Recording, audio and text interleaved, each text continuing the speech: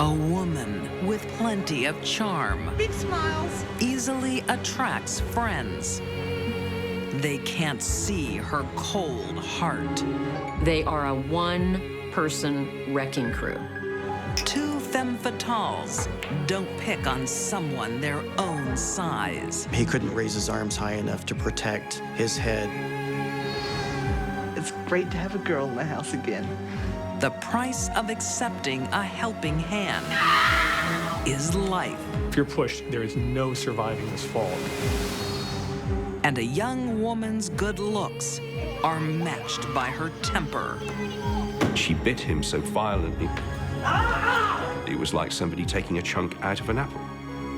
These deadly women aren't made of sugar and spice. They are vicious vixens.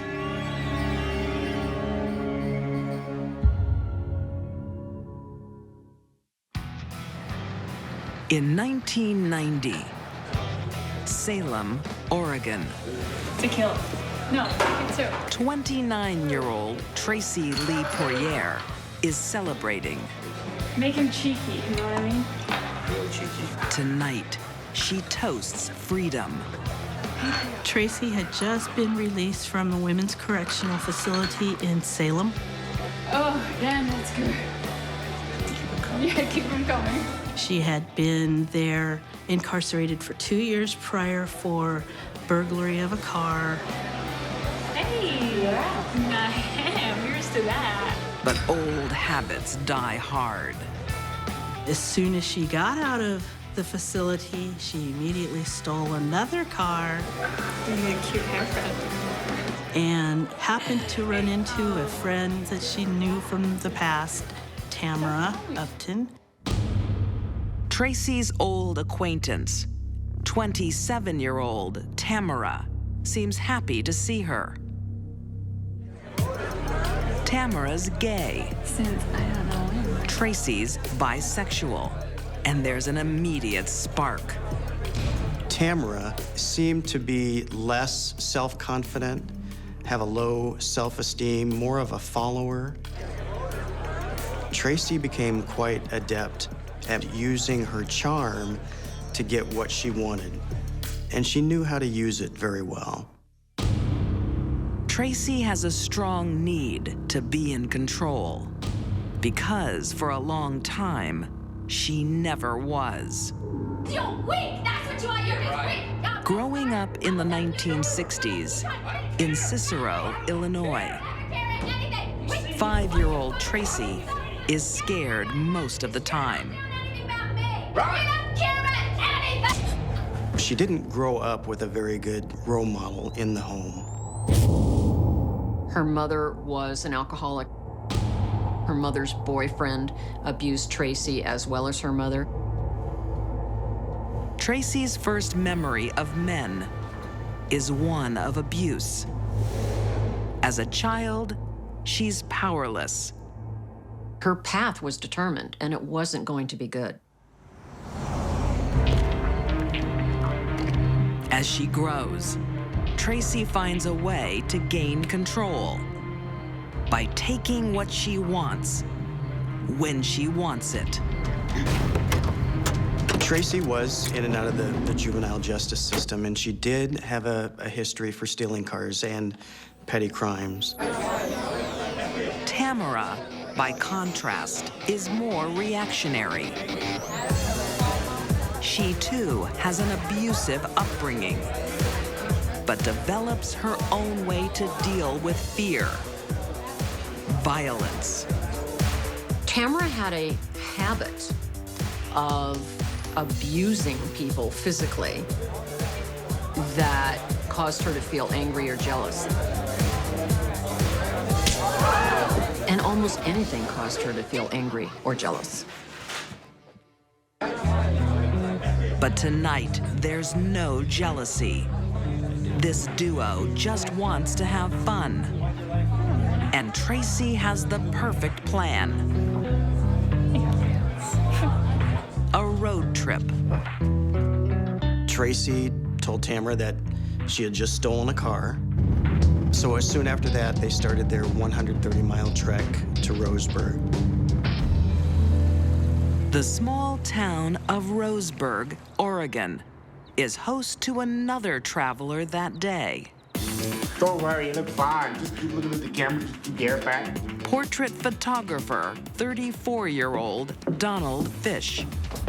He had just worked in a neighboring town and was to spend about 2 weeks here in Roseburg selling those portraits. Although small in stature, Donald is big in character. Okay, smile. Lovely, lovely, lovely. Okay, maybe flick the hair to the side. That's beautiful. His family and his friends found him very, very inspirational. He did not let his size get in the way of his relationships with other folks. Maybe blow kid.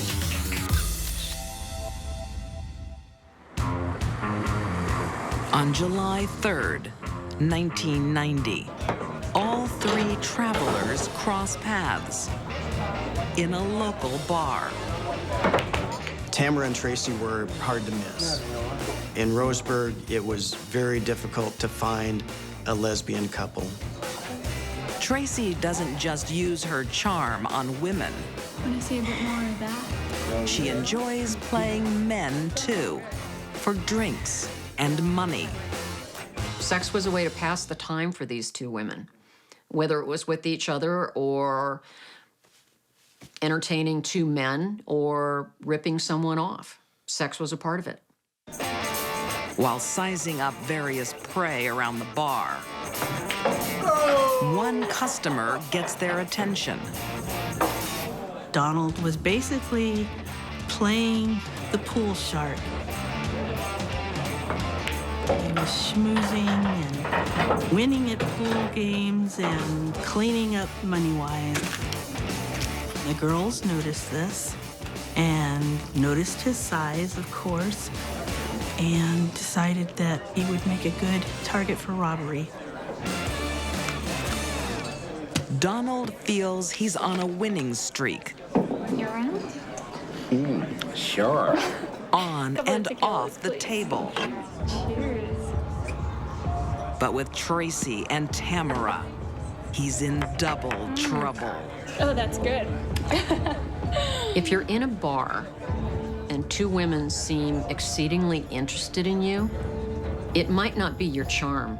It might be your wallet. Beware.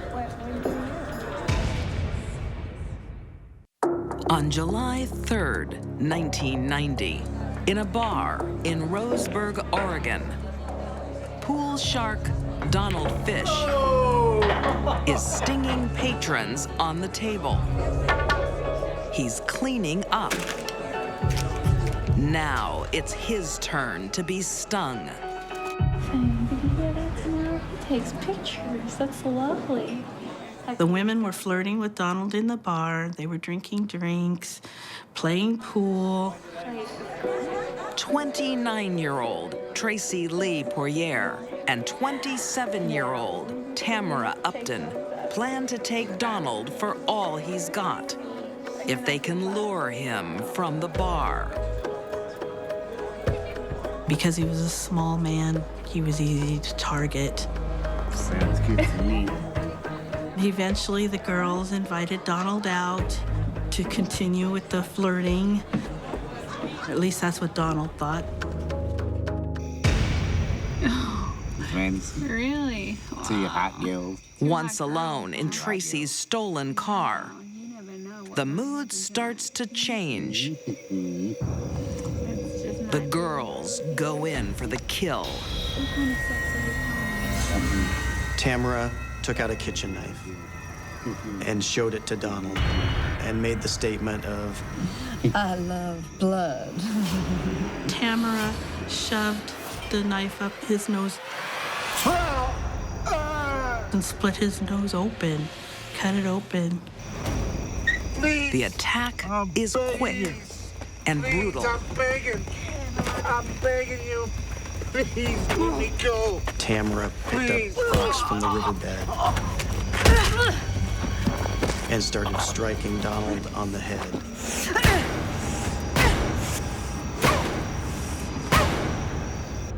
He did not have a chance at all of fighting these women off. With his arms and legs being so short, he couldn't raise his arms high enough to protect his head. He was easy prey. He was smaller and weaker. Hungry lions on the Serengeti do it all the time.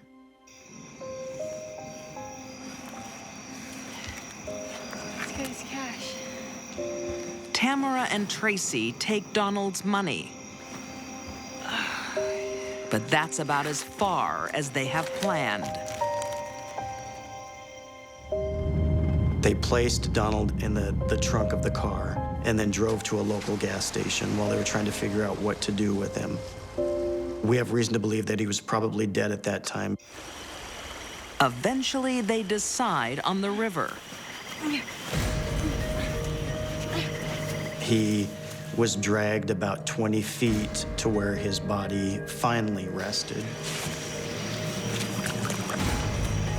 Here, they can be certain their victim is dead. What? Tamara actually stood on his head to make sure that he was dead. It was very brutal. Back on the road, the cashed-up women continue their Thelma and Louise adventure until some bad driving slows them down. Tracy and Tamara were stopped by the Oregon State Police. The state trooper saw them commit a traffic infraction. A license plate check reveals the car is stolen, and cops find something else. They found blood in the trunk. At the same time, 20 miles away, Donald's body is found on the water's edge.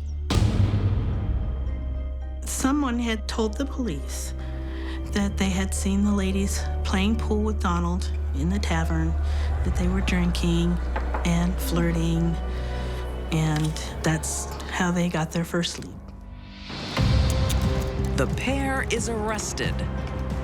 Prime suspects in the murder of Donald Fish.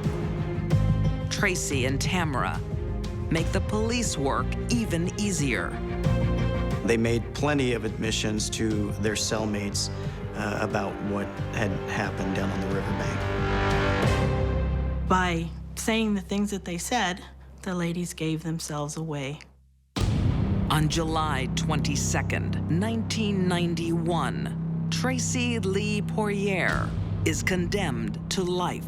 No possibility of parole for murder, kidnapping, and robbery. 4 months later, Tamara Upton also receives life without parole. Few can believe such a defenseless man is brutally killed for petty cash. Tracy and Tamara didn't have to kill Donald to take his money. They could have simply taken it and left town. Some think robbery isn't the real reason for murdering Donald Fish. It is 2 damaged lives brought together by chance. I don't believe the crime would have happened if these 2 women had not crossed paths. The chemistry, the personalities were such that they just created this evilness together. Tracy was always looking for trouble, and she found it.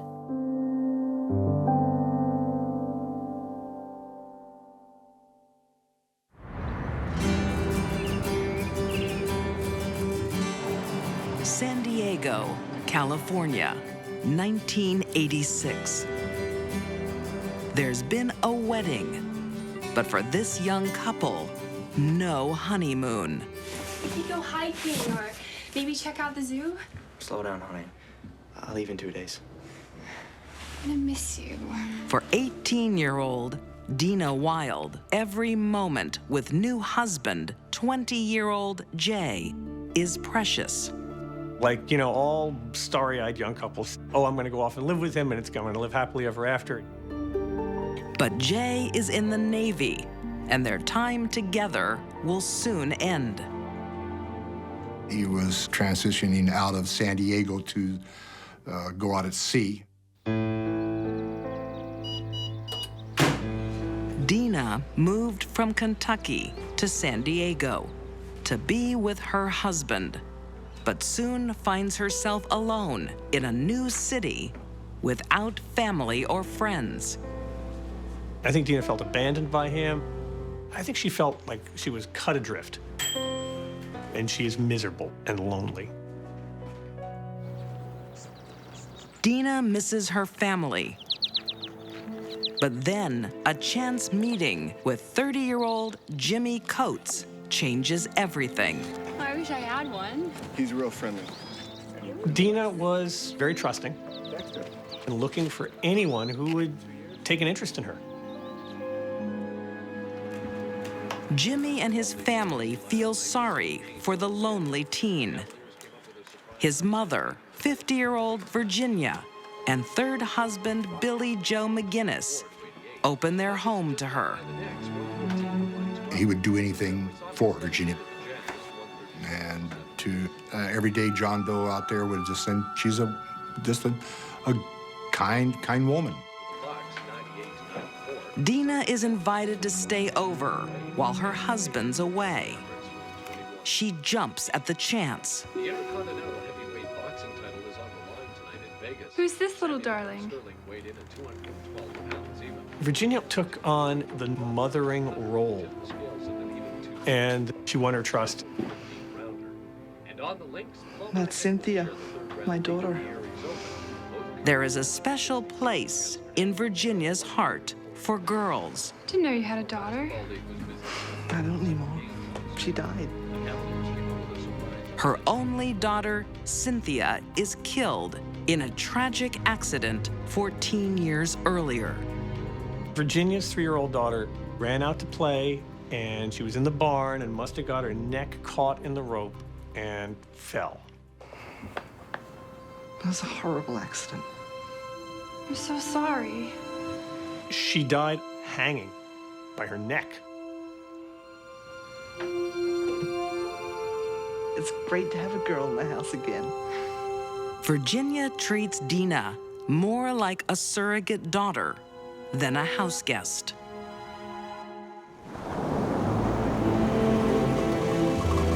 April 2nd, 1987. The new friends decide to go on a road trip to an iconic California landmark. The famous tourist attraction, Big Sur. It's one of the most beautiful places in the world. It looks like prehistoric America. These jagged cliffs that go plummeting virtually straight down to rocks where the ocean roars in. But that day will change all of their lives.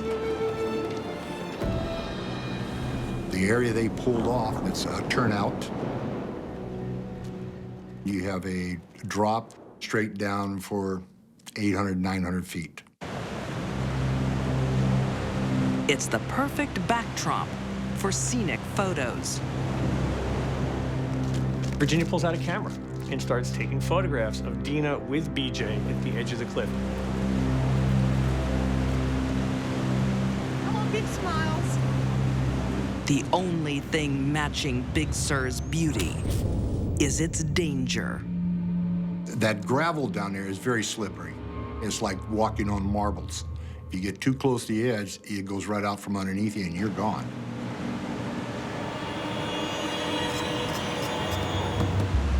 When they turned to walk back to the car, she was no longer standing there.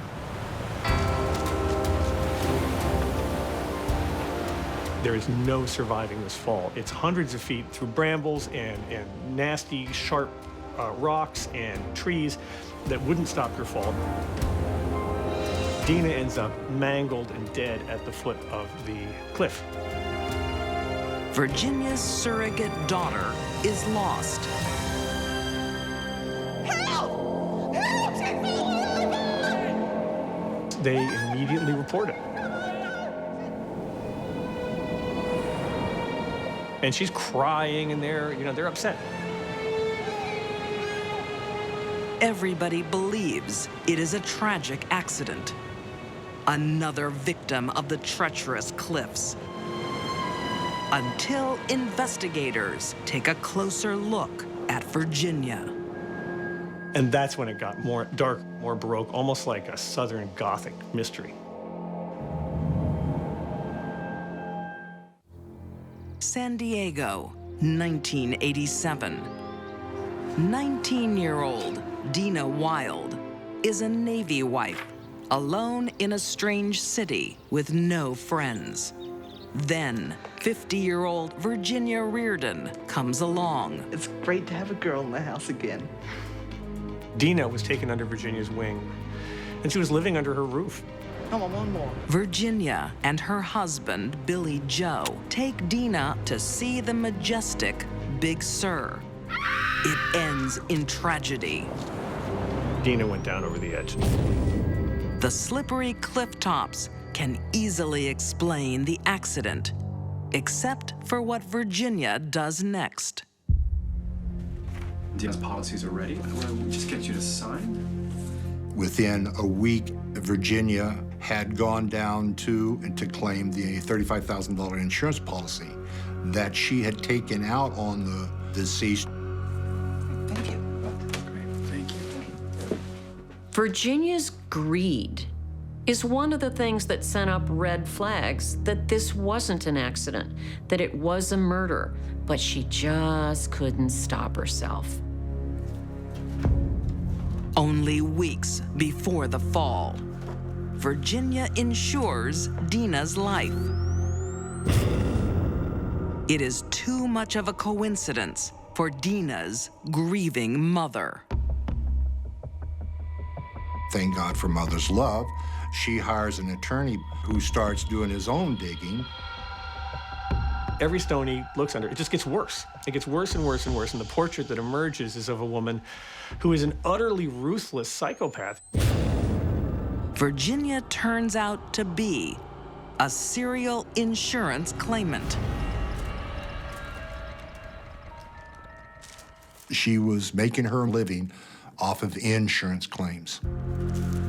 She found the golden goose that laid the eggs. She knew how to manipulate the system. Rebuild it? Are they kidding? Arson is a good provider for Virginia and Billy Joe. What can you do? A lot.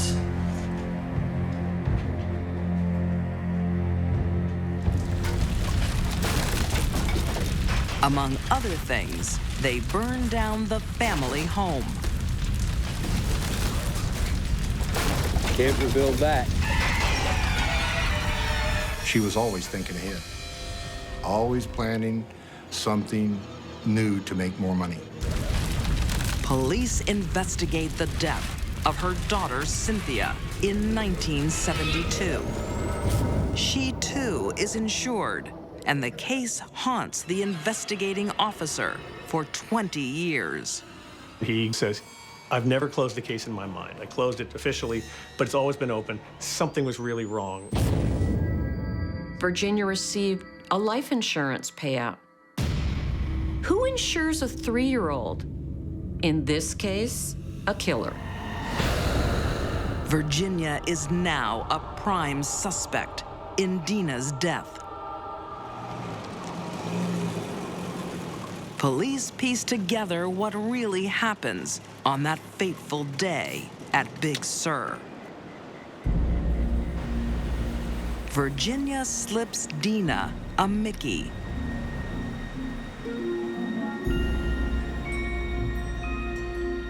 They found a drug called amitriptyline in her system. It makes you a little woozy and dizzy.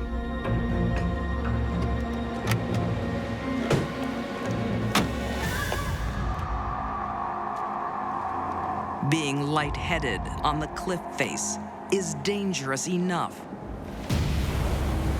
But Dina isn't expecting to walk across jagged rocks. She's wearing high heels. Must be those shoes you got on.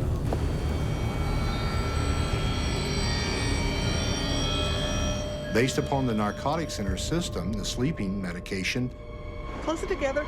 did she really know and comprehend where she was at? Come on, big smiles. Dina is just an insurance policy, waiting to be cashed in.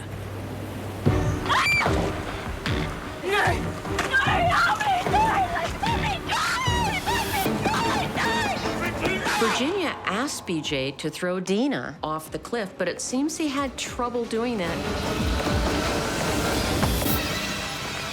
And Virginia had to come in.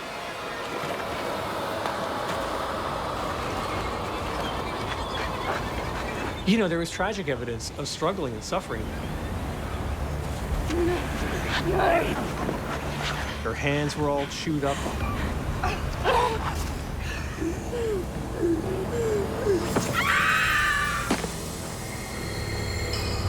She'd obviously been grabbing on branches and brambles and rocks on her way down.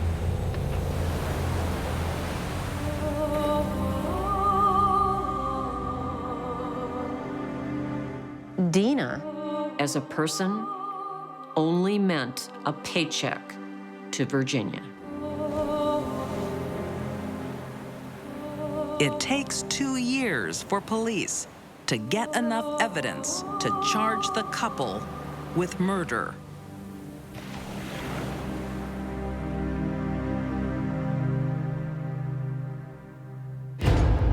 Billy Joe doesn't stand trial. He dies behind bars, awaiting his day in court. In 1994, Virginia Reardon is convicted of murder and sentenced to life without parole. She was a cold-blooded, sick lady. Looking her in the eye was not a pleasant experience. Virginia can't do any more harm.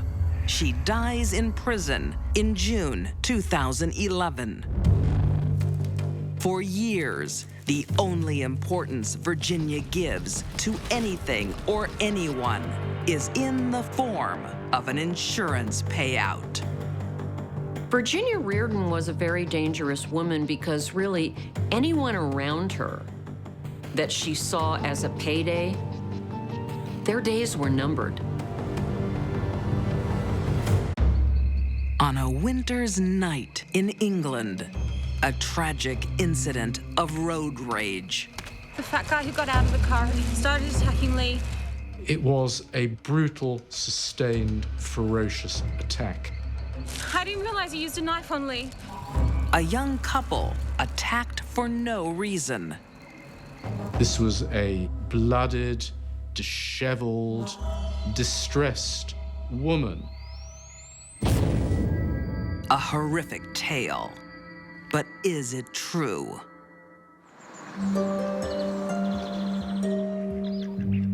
In Alvechurch, Worcestershire, in the 1980s, appearance means everything to teenager Tracy Andrews. She took great delight in being a jaw-dropping sight. She has high hopes her good looks will bring her fame and fortune. She dreamed of being a model. She had the picture portfolio made up, you know, beautifully done, airbrushed, nicely presented. But it's just a teen dream. By the age of 22, Tracy's living a mundane life with her boyfriend and baby. Hardly the attention she craves. The image she presented would be of quite a demure young woman. In fact, she was completely the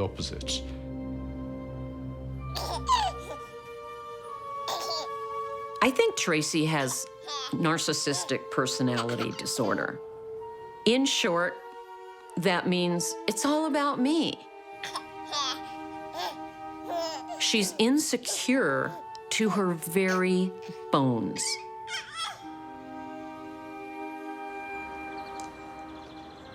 Tracie is jealous of anything and anyone. Her boyfriend learns this the hard way. You seen my wallet? Going to see a tart? Don't be crazy. Meeting the boys. Tracie pulled out a kitchen knife and brandished it at him. Tracie was extremely volatile and could be extremely aggressive. Go then! I bloody will! People with narcissistic personality disorder not only have to be the center of attention, they create drama in their lives. They are a one-person wrecking crew.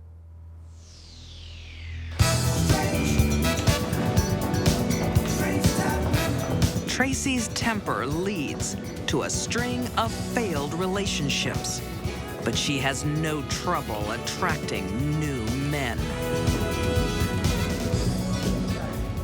She was always, of course, very well made up. She presented as quite an attractive figure who might turn a head or two. When 23-year-old Lee Harvey meets Tracie, it's love at first sight. Lee had, like Tracie, wanted to be a model. And they were both very conscious of their good looks.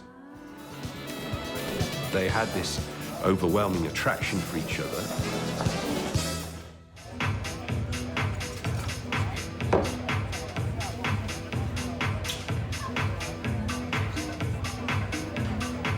Tracie's ex-boyfriend tries to warn Lee that looks can be deceiving. You saying Tracie? Yeah. What'd you ask? A word of warning, mate.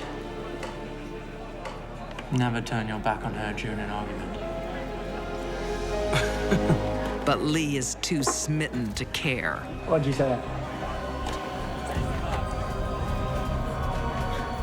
Once she found someone she liked, it became very intense very quickly. As long as Tracie is the center of Lee's world, she's happy.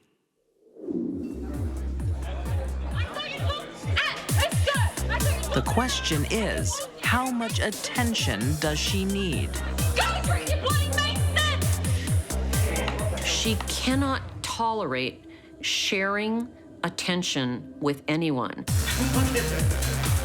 With Lee, Tracie may have met her match. Tracy Andrews had a ferocious temper.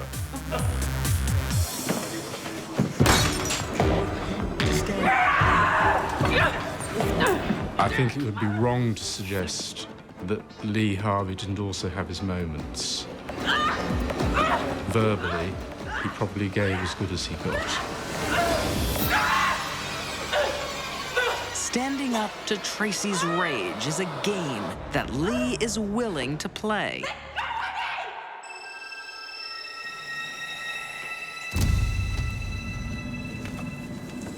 Certainly Tracie intimidated him. But there was another side to their relationship. Tracie was very active sexually. Women like Tracie are known to be really good in bed. They have to be. No man would put up with their stuff if they weren't. Being in love with Tracie is like riding a roller coaster. Can I make it up to you? Lee must decide if it is worth the risks. Crazy women are a lot of fun until they're suddenly not.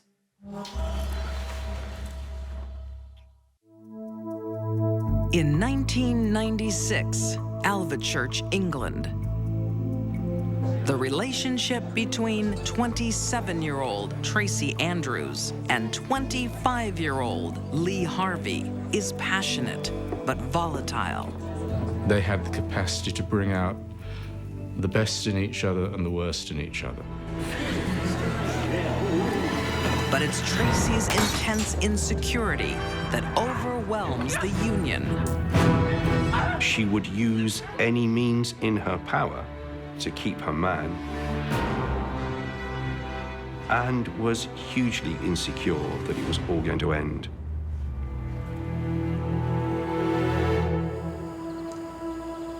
Tracy resorts to the worst kind of emotional deceit. It's all my fault. No, it isn't. She tells Lee she's had a miscarriage. It's okay, darling. We can try again. But leaves out one crucial detail.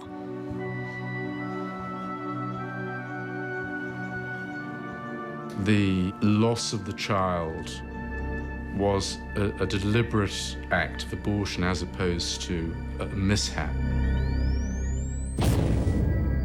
Tracy won't even share Lee with his own flesh and blood.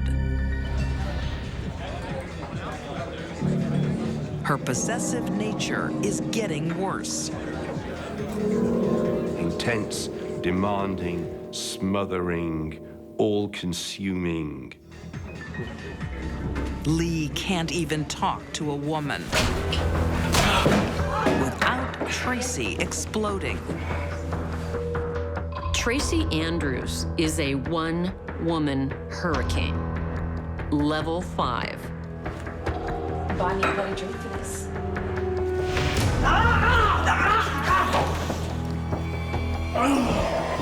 She bit him so violently on the neck that it was like somebody taking a chunk out of an apple.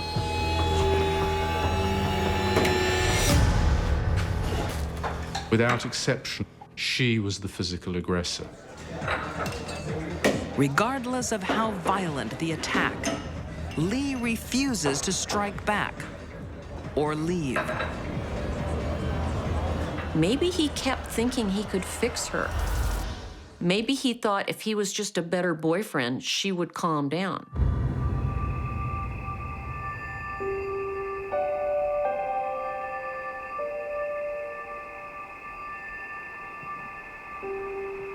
December 1st, 1996.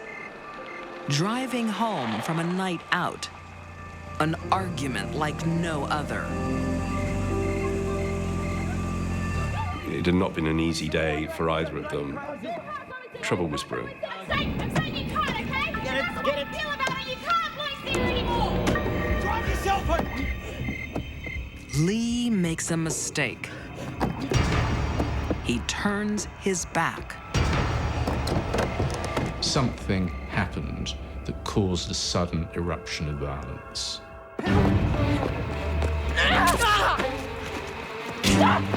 She began stabbing him. She stabbed him repeatedly. A person like Tracy can't stop and won't stop until she's ready. She goes into what's known as a red zone. She severed the carotid artery and the jugular vein. Those injuries would have bled from the neck like a fountain. From that moment, he was a dead man. Lee Harvey dies on the roadside of 42 stab wounds. It was a shocking event. Utterly shocking. Immediately after, Tracy is quick to her feet. Help me! Help! We need an ambulance, help me! She blames a case of road rage and mystery attackers.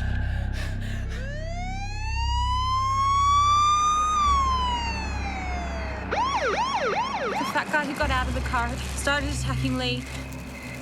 I didn't realize he Everybody used a who knife dealt on with Lee. her believed she was telling the truth. She was the victim as much as him. The story places Tracie as a victim, but as police investigate, Tracie's claim of a road rage attack begins to unravel. She was covered in blood. It was everywhere.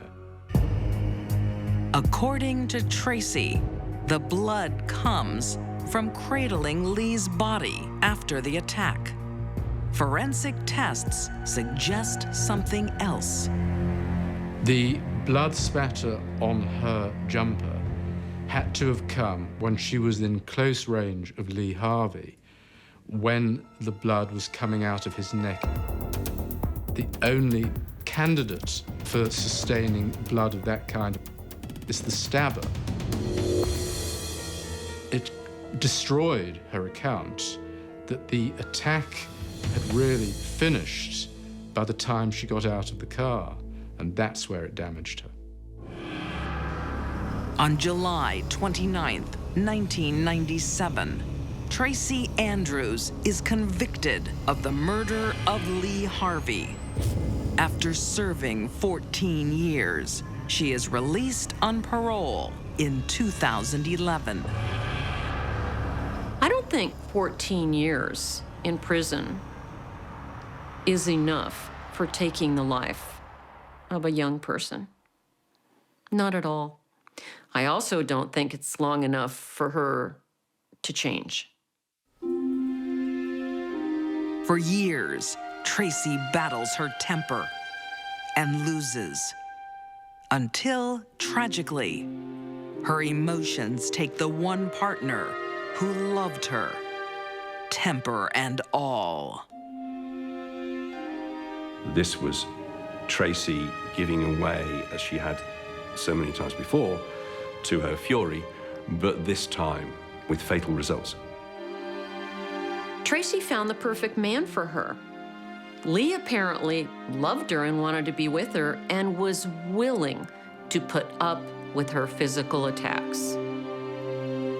And now he's dead. These deadly women were cruel killers. Tracy Lee Poirier and Tamara Upton preyed on the defenseless. Virginia Reardon's maternal mask hid her greedy intent. And Tracy Andrews savaged the man who loved her. All these women devastated lives with brutality no one could endure. They were vicious vixens.